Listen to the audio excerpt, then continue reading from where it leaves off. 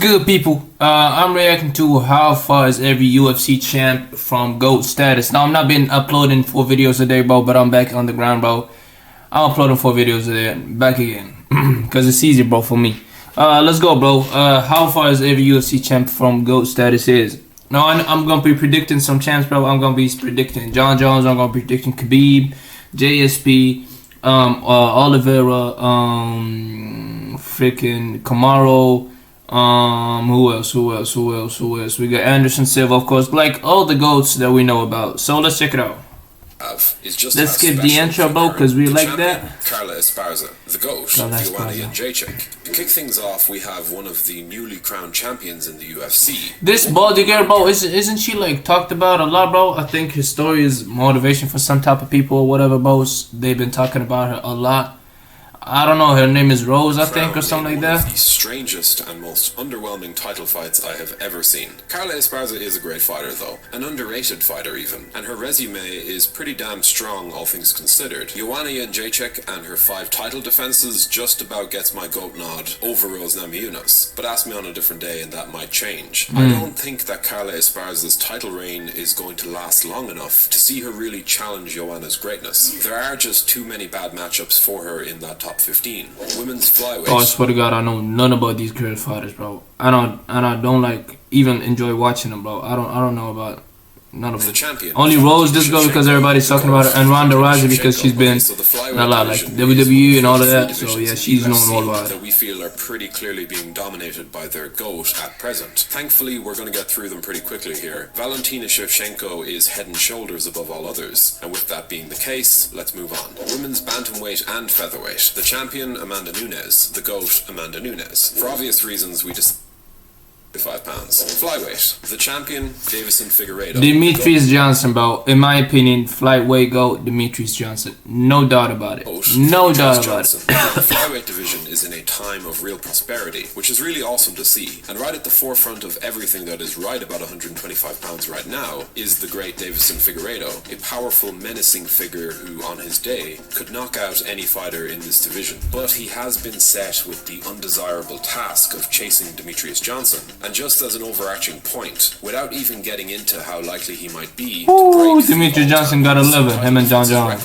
The dude is 34, turning 35 this year, and I do think that he'll be moving up to bantamweight before things get too serious between him and Mighty Mouse. Bantamweight, the champion, Aljamain Sterling. The GOAT, Dominic Cruz. The bantamweight division has truly never been. I'm gonna give it to Dominic, bro. The hate that he got, and for his big I'm gonna give it to the dude Dominic. That I couldn't help but be happy for Aljamain Sterling when he scored a. Yo, how tall is Dana White, bro? Look, dude looks tall as hell. Solidify his status as champion. Dominic Cruz, in my eyes, is the divisional GOAT. Although I wouldn't be too mad if you felt that TJ Dillashaw and his EPO were your pick. Sterling, though, doesn't strike me as the type of champion who will be able to fend off the insane level of competition that's about to land on his doorstep. And though I've been wrong on many occasions in the past, catching Dominic Cruz, for him at least, seems unlikely, although I do think someone will do it before too long. Featherweight, the champion, Alexander Volkanovski. The GOAT, Jose Aldo. People sometimes forget just how incredible a champion Jose Aldo was during his heyday, but even in the time that Max Holloway spent at the top of the 145-pound division, he wasn't too far away from catching up with the Brazilian. Maybe not purely in numbers, but in terms of who he was beating and how he was beating them. Alexander Volkanovski is, in my opinion, the best fighter in the sport today, and given that today's standards of MMA are the gold standard. Yo, and he's a good striker too, bro. Like, his striking is elite.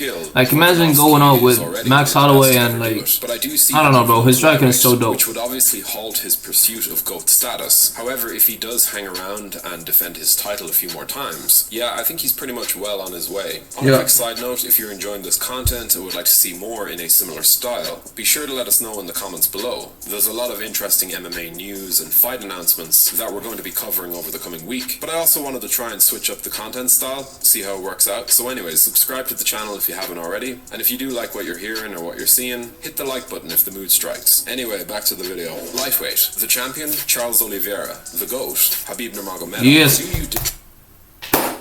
No. This is a sensitive topic to me because my GOAT in all of the UFC, not only the lightweight, is Khabib Nurmagomedov. Now, say whatever you want to say. Oh, he only defended it 3 times. Oh, he was not over there for much. We didn't see him like to show everything that he got. Oh, he retired too early. Whatever, bro. This dude, in my opinion, like the same way Muhammad Ali is named the GOAT of boxing, bro, because his resume and his life too.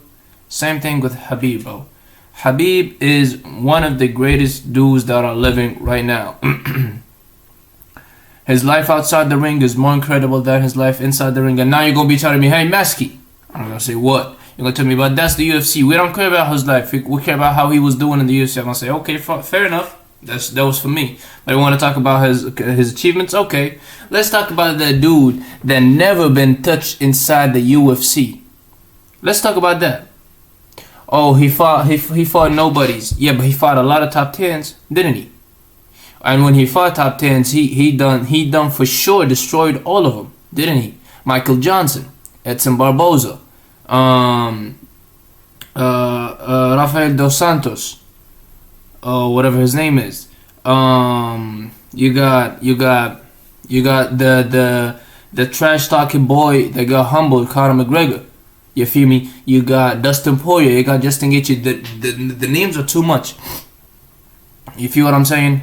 And at the same time, the dude it was not like you got a lot of fighters nowadays that want to build up their resume so that they get the numbers right up. Like for example, you got the dude that's from Kazakhstan. I forgot his name. Is like a Chinese Russian looking dude. I forgot his name. You got a lot of dudes that are now in the UFC that are young. All that they want to do is they want to build their resumes. They want to build their number, like get it to a 15, to a 20, to a 19, and then start competing with world class athletes in the UFC, so that they can get their numbers. And at the same time, if they fell off, they still got their resume to depend on. They still can be at the top 10 playing with another top 10 guys. You feel me? Fighting with another top 10 guys. But you got someone like Khabib. You remember his press conference when he said, "Give me another 20 minutes. Give me another hour, and I can still fight with Conor McGregor and Tony Ferguson." And when Tony had the interim title and Conor had the lightweight title. You got when he said, "Hey, I'm ready. Bring me King Kong. I'm tired of this," because Max Holloway kept getting injured, and at the same time, Tony, I don't know what happened, but like the dude wanted to fight. The dude demanded fights, but he couldn't. After he won the Michael Johnson fight, he thought he was gonna get and we can't forget about Ala Quinta. You feel me? And at the same time, he was trying to get some fights. He was trying to get like some pay-per-view big number fights, but the UFC couldn't give him those fights because they wanted money fights. After he won the Michael Johnson fight, he expected to be on the championship fight, having a championship chance, but he couldn't because of because Conor McGregor was right there. You feel me? And he was coming right back, and they wanted to give him the spot. They wanted to give him the chance. You feel me? So, like, I don't know, bro. If you look at Habib, bro, if you look at the guy was a straight up dominator. He was a straight up dominator. He was straight up killer. You feel me? He always demanded big fights. He always wanted to fight with big names. He always wanted to jump like to the top. And when he played against big guys, bro, he straight up smashed everybody. He only like. If you look at the most dominant fight it's like comparing Mike Tyson to Roberto Duran, for example. You feel me? Mike Tyson was more dominant. You know what I'm saying? Like, and when you check the stuff that he did, the dude only lost, if you want to consider it, 2 rounds in all of his career. 2 rounds. All of his career, he only lost 2 rounds. You know what I'm saying? Like, that ain't a little, bro. That ain't little stuff, bro. That's some major stuff. You know what I'm saying? Those are some big numbers. To only lose 2 rounds in your whole career, about being 29-0, 10-0 or whatever in the UFC, bro. That ain't light. That ain't light work, bro. And he smashed everybody. He submitted like the way he submitted Justin Gaethje, the way he submitted Dustin, the way he submitted Conor, the way he submitted with the Komoro, Michael Johnson. Bro, it's not to play with. You feel me? I know Charles got a good number, but like the career that Charles had, I cannot put him in the GOAT debate. I can't say Charles is the Rocky, like they're saying about Leon now, but I cannot say Charles is the GOAT. I cannot say that. I spoke a lot, bro. I might even end up the video. If he has a history of consistent shortcomings, well, that's a topic that actually could warrant an entire video of its own. But Charles Oliveira has proven his fighting spirit beyond any doubt. I finished Tony Ferguson, Kevin Lee. I don't know who this is. I don't know who this is. I don't know who this is. I don't know who this is. With this recent run, putting together a Michael Chandler, Dustin Poirier, Justin Gaethje. Is that he is chasing the perfect career of Khabib Nurmagomedov, and due to the many losses that Dubronx has sustained over the years, some fans will actually never accept him as greater than the Eagle. I don't agree with this at all, but I also think that Charles will need to continue this golden streak for at least another couple of fights to really make this period of form stand up in comparison to Nurmagomedov. Of course, Khabib did his claim a favor by getting out of the sport early, but in the time that he was on top, it's pretty fair to say that he showed us some of the highest levels of MMA that we've ever seen. That's what I'm saying. Isn't extremely far away, but the new contenders are closing in, and this portion of his career is going to require another level of greatness entirely as the new generation begin to queue up. Welterweight champion Leon Edwards, GOAT George St. Pierre. A new king has been crowned at 170 pounds, and what a thrilling coronation it was. Leon Edwards pulled victory from the jaws of defeat with a stunning knockout of the former pound-for-pound king, Kamaru Usman, in the 25th minute of what was a dominant effort from the champion. And the nature of that win alone is a testament to this guy's ability to deal with the pressures of a UFC title fight. But like Kamaru before him, this win now leaves Leon chasing the most dominant champion in the history of the UFC, the great George St. Pierre. No, that's way too long. Edwards certainly has the time necessary to challenge with GSP down the line, but the biggest issue with making an argument in his favor is that the Sharks are most certainly circling at 170 pounds. The welterweight, bro. The welterweight is hella jacked and stacked, bro. I don't think he can. I don't think Leon can even give 3 title defenses. I don't know about that, bro. You got Gilbert Burns, the one that's in the screen right now. You got Kobe. You got Hamza. You got Kamaru. Long days, bro.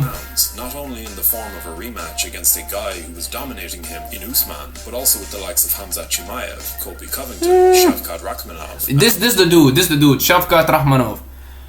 He's from Kazakhstan. This guy is the one that I said he's taking it like slowly till he get to the top. This is the dude. Pose problems for him. Not impossible. What's his name again? Shavkat?